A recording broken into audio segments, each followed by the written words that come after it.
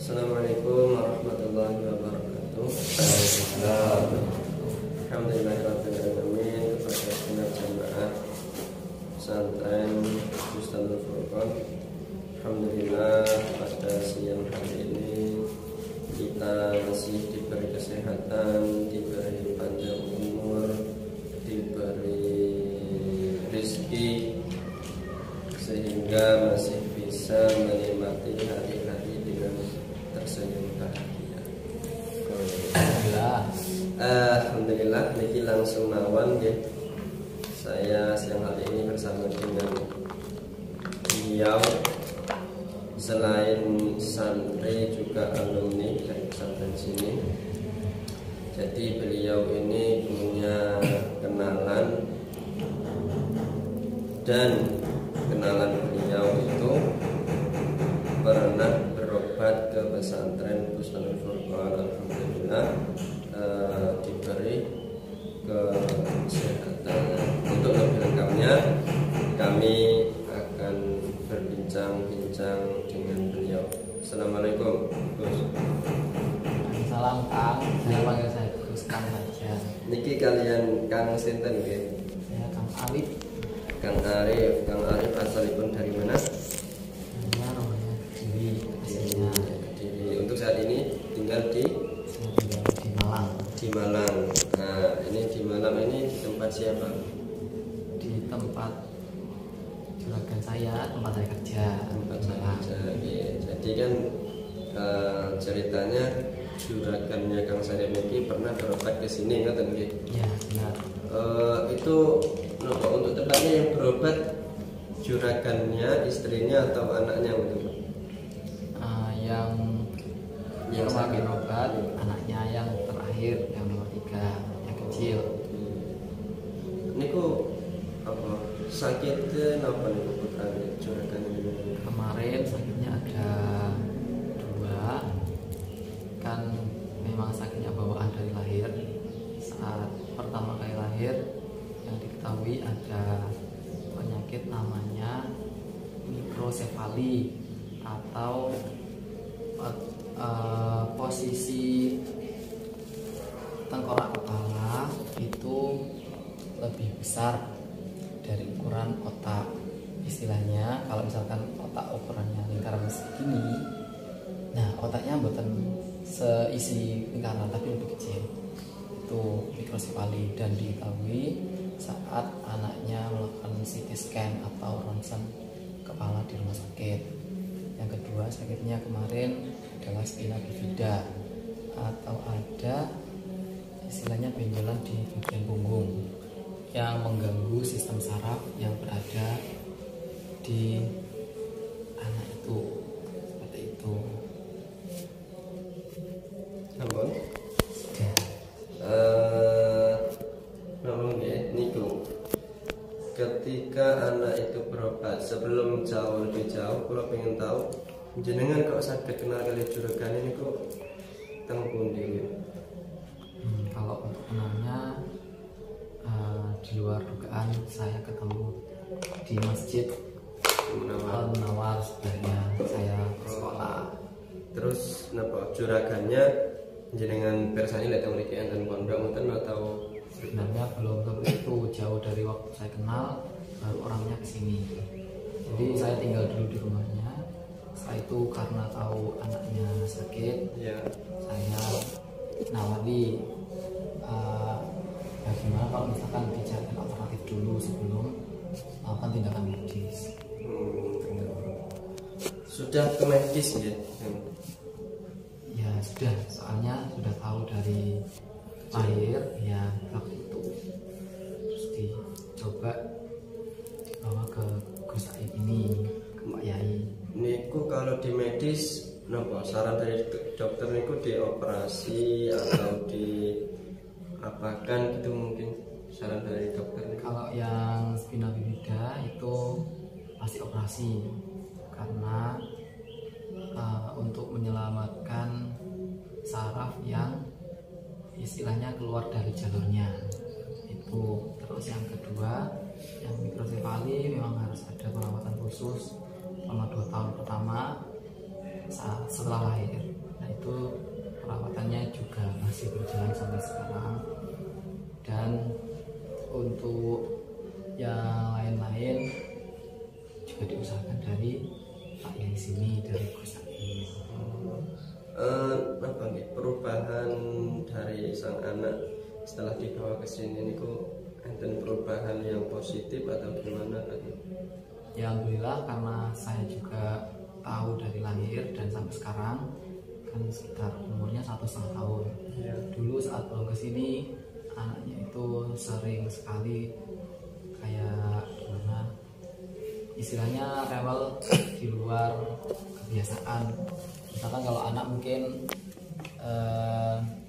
rewel karena ingin minum susu, terus malam itu juga seperti itu, mungkin popoknya penuh atau gimana kan rewel. Kalau anak itu enggak, sering rewel yang kayaknya gimana ya, sulit banget untuk ditenangkan, nangis terus tiap malam kali-kali. Alhamdulillah salah sini kejadian seperti itu hampir tidak pernah terjadi. Ya mungkin 1-2 kali mungkin hanya wajar sekali. Dan alhamdulillah yang terjadi anak itu perkembangannya sudah sesuai dengan usianya. Kan yang dikhawatirkan kalau anaknya nanti perkembangannya terlambat. Kan kalau di kesehatan ada istilahnya tumbuh kembang. Misalkan usia 2 bulan anaknya sudah bisa ngomong A, nanti sudah bisa minum, sudah bisa megang-pegang seperti mainan sendiri, itu sudah alhamdulillah sampai sekarang perkembangannya normal. Untuk Rian teng mriki niku syukurannya napa niku?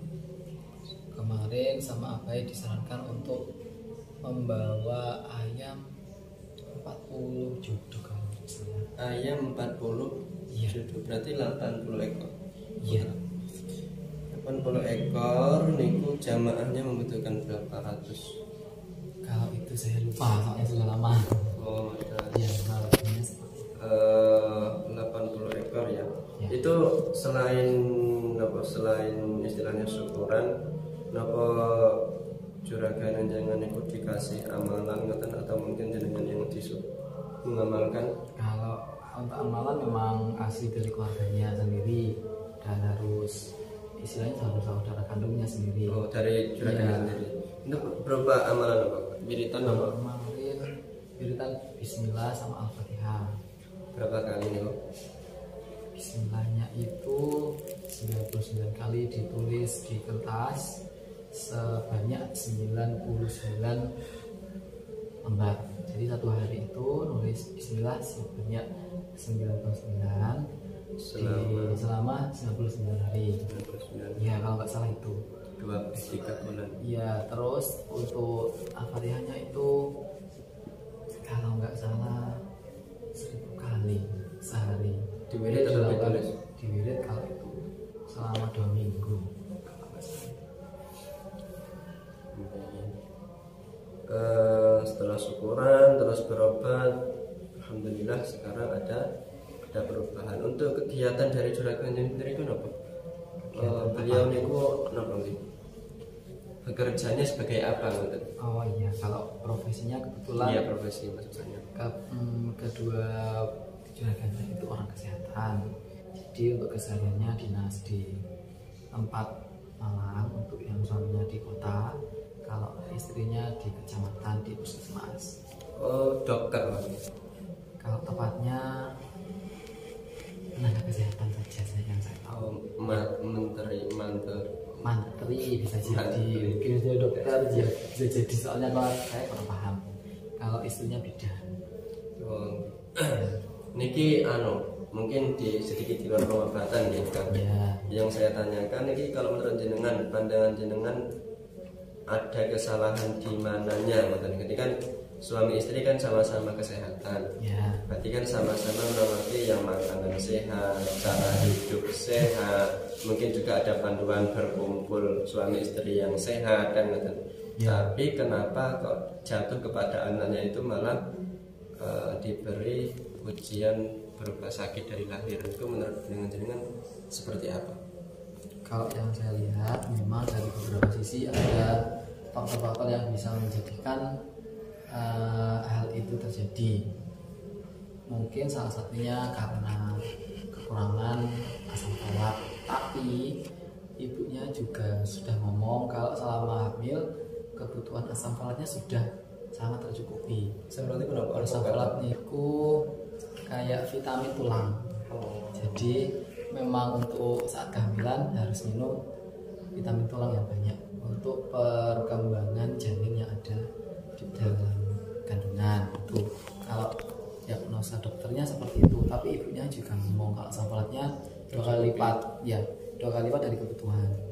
Nah, terus yang kedua mungkin ada infeksi seperti virus atau infeksi hal-hal yang di luar dugaan yang terjadi dan akhirnya terjadilah seperti itu, ada sakit dari bawaan lahir. Nah, kemudian yang ketiga ya mungkin saja itu merencanakan seperti itu. Memang untuk penyakit kan tidak ada yang mau dikasih penyakit, tapi karena yang langsung mengkasihkan ya Tuhan sendiri, ya mau bagaimana lagi, bukan karena keluarga kesehatan terus tidak boleh sakit, ya tidak boleh sakit, tidak seperti itu. Keluarganya presiden pun juga ada yang bisa sakit, ya. Ambil sisi positifnya memang seperti itu. Jadi maksudnya dari sisi kesehatan memang sudah terpenuhi, Iya. cuman ya masih diberi ujian sakit yang istilahnya di luar kesehatan lah. Di luar dugaan kedua pasangan. Ya alhamdulillah sudah cukup. Yang terakhir niku hikmah jenengan kan sebagai yang bekerja di sana, hikmahnya setelah anak juragan berubah di sini niku napa? Kalau hikmahnya satu, mungkin keluarganya sudah lebih bisa mendekatkan diri dengan Tuhan.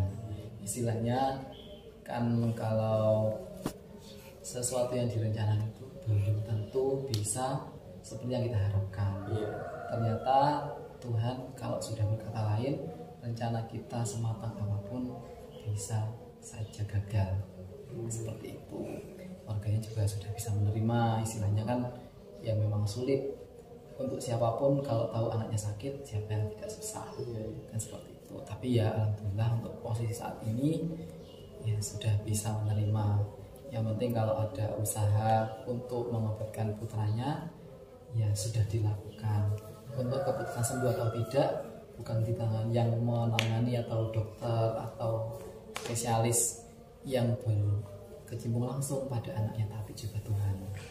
Dokter juga pasti bilang kalau kami juga melakukan dengan usaha yang terbaik, tapi untuk keputusan ada di tangan Tuhan. Seperti itu. Alhamdulillah. Yang paling terakhir pesan buat para jamaah kersane, ya mantep anggene mengaji, belajar di pesantren ini ya, buat santri, buat jamaah, buat semua para penyimak YouTube dari pesantren. Oke, kalau untuk saya satu mungkin yang sangat sering dikatakan abai untuk selalu berusaha secara maksimal dalam belajar. Terus yang terpenting adalah sabar dan syukur. Mungkin abai seperti itu yang sering dikatakan dalam kondisi apapun. Mungkin ya saat pahit dirasakan, tapi kalau Tuhan memang memberikan itu yang terbaik, ya harus dijalani dengan ikhlas. Terus sering bersyukur, apapun kondisi kita harus sering mengatakan alhamdulillah. Jadi ukuran kebahagiaan seseorang bukan dinilai dari banyaknya yang kita punya, tapi kekayaan hati yang banyak, atau istilah lain sangat banyak bersyukur dalam kehidupannya. Terima kasih Kang Sarip, Kang Sarip. Semoga putrane dari juragannya selalu diberi kesehatan, panjang umur, murah rezeki, dan alhamdulillah saged lumampir dumateng kita sedaya. Amin. Terima kasih pada para jamaah sudah menyimak. Mohon tidak lupa untuk di subscribe jika jenengan menyukai channel ini agar lebih bermanfaat bagi umat untuk mengembangkan dakwah melalui media sosial. Terima kasih. Saya Al-Fakir Andi Saputra, mohon maaf yang sebesar-besarnya. Akhirul kalam, wassalamualaikum warahmatullahi wabarakatuh. Waalaikumsalam warahmatullahi wabarakatuh.